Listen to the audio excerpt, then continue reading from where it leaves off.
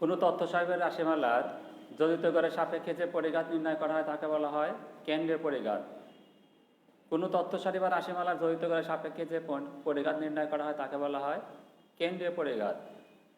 মনে করি কোনো চলক x এর n সংখ্যক মান x1, x2, x3 up to xn পদ সংখ্যা n যোজিত গড় x বার, আনুমানিক গড় a যেখানে x bar not equal to a। Mu r যদি x এর r-তম কেন্দ্রীয় পরিঘাত হয় তবে mu r equal to summation xi minus x bar whole to the power r divided by n।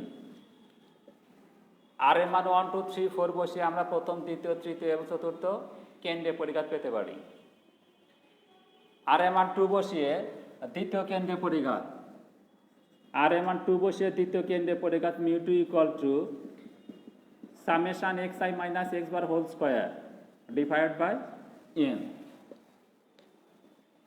Equal to, এটা ইকুয়ালটা আমরা ভেঙে লিখতে পারি এরকম, দেখো, summation xi square divided by n minus x bar square. অথবা লেখা যায় এরকম equal to summation xi square divide by n minus summation xi divide by n whole square. ঠিক আছে শিক্ষার্থীরা? তাহলে দেখো যে মনে করি কোনো চলক x এর n সংখ্যক মান x1, x2, x3 up to xn পদ সংখ্যা n যোজিত গড় x বার। মিউ আর যদি x এর r-তম কেন্দ্রীয় পরিঘাত হয় তবে mu r equal to summation xi minus x bar whole square divide by n। দ্বিতীয় কেন্দ্রীয় পরিঘাত mu two equal to summation xi minus x bar whole square divide by n। এটা ইকুয়াল টু লেখা যায় summation xi square divide by n minus summation xi divide by n whole square. প্রিয় শিক্ষার্থী, এখন আমি দেখাবো প্রথম n স্বাভাবিক সংখ্যার দ্বিতীয় কেন্দ্রীয় পরিঘাত mu two equal to n square minus 1 divide by 12। কি দেখাবো প্রথম n স্বাভাবিক সংখ্যার দ্বিতীয় কেন্দ্রীয় পরিঘাত মিউ টু, প্রথম n স্বাভাবিক সংখ্যার দ্বিতীয় কেন্দ্রীয় পরিঘাত mu two equal to n square minus 1 divide by 12।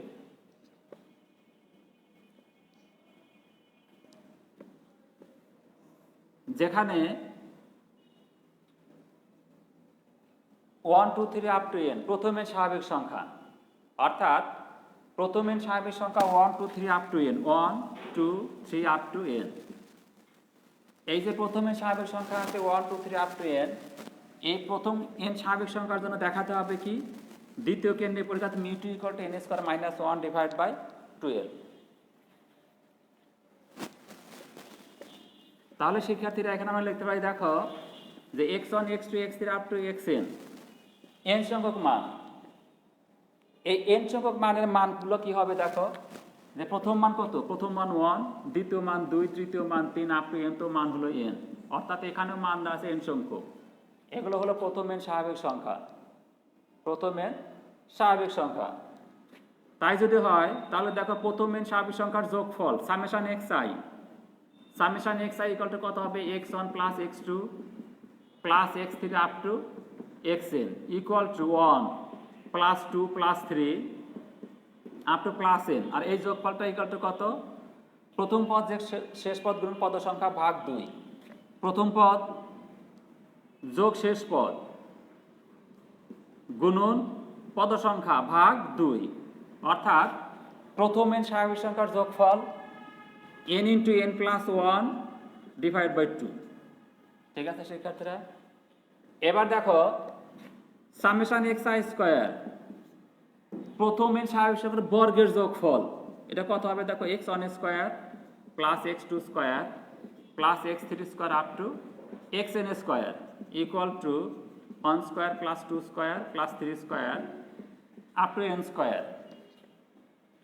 আর এটা একটু লেখা যায় n into n plus 1 2n plus 1 divide by 6। এই যোগফলটা ইকুয়াল টু হলো n into n plus 1 2n plus 1 divide by 6। তাহলে দেখো যে প্রথম n স্বাভাবিক সংখ্যার যোগফল সামেশন xi ইকুয়াল টু কত? n into n plus 1 divide by 2, এবং প্রথম n স্বাভাবিক সংখ্যার বর্গের যোগফল অর্থাৎ summation xi square equal to n into n plus 1, 2n plus 1 divided by 6। ঠিক আছে শিক্ষার্থীরা, তাহলে এবার দেখো কি করতে পারি আমরা এখানে। এখন আমি নির্ণয় করব কোনটা, আমি নির্ণয় করব দ্বিতীয় কেন্দ্রের পরিঘাত, দ্বিতীয় কেন্দ্রের পরিঘাত μ2, দ্বিতীয় কেন্দ্রের পরিঘাত μ2 ইকুয়াল টু, দ্বিতীয় কেন্দ্রের পরিঘাত μ2 equal to summation xi minus x bar whole square divided by n, আর এটা ইকুয়াল টু লেখা যায় summation xi square divided by n minus summation xi divided by n whole square. ঠিক আছে শিক্ষার্থীরা, equal to summation xi square, summation xi square equal to কি, যে n into n plus 1, 2n plus 1 divided by 6 divided by n minus summation xi equal to n into n plus 1 divided by 2 divided by n whole square. Equal to যদি উল্টিয়ে দেওয়া হয় তাহলে কি হয়, n into n plus 1, 2n plus 1 divided by 6 into 1 by n minus n into n plus 1 divided by 2 into 1 by n whole square. কেটে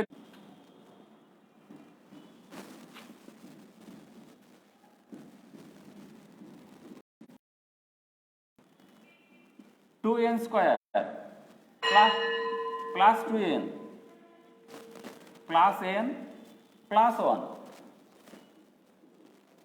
divide by 6 minus n square plus 2n 4n square plus 6n plus 2 minus 3 4 12 3n square minus 6n minus 3 equal to, কেটে দাও 6n 6n, 4n square থেকে 3n square বাদ দিলে n square plus 2n minus 3 plus 2 minus 3 minus 1 divide by 2। অতএব কি আসলে দেখা এখানে যে μ2, অতএব μ2 equal to n square minus 1 divide by 12। ঠিক আছে শিক্ষার্থীরা, অর্থাৎ প্রথম স্বাভাবিক সংখ্যার দ্বিতীয় কেন্দ্রের পরিঘাত μ2 equal to n square minus 1 divide by 12। তাহলে দেখো আমরা খুব সহজে কি প্রমাণ করতে পারবো, এখন প্রমাণ করতে পারবো প্রথমে স্বাভাবিক সংখ্যার দ্বিতীয় কেন্দ্রের পরিঘাত, দ্বিতীয় কেন্দ্রের পরিঘাত μ2 equal to n square minus 1 divide by 12। প্রিয় শিক্ষার্থী, ইকুয়াল টু সিগমা স্কয়ার দ্বিতীয় কেন্দ্রের পরিঘাত ইকুয়াল টু ভেদাঙ্ক ইকুয়াল টু কত, n square minus 1 divide by 12। ঠিক আছে শিক্ষার্থীরা, আজ আর নয়, আমার আগামী ক্লাস দেখার আমন্ত্রণ জানিয়ে আজকের ক্লাস আমি এখানে শেষ করছি। ধন্যবাদ সবাইকে।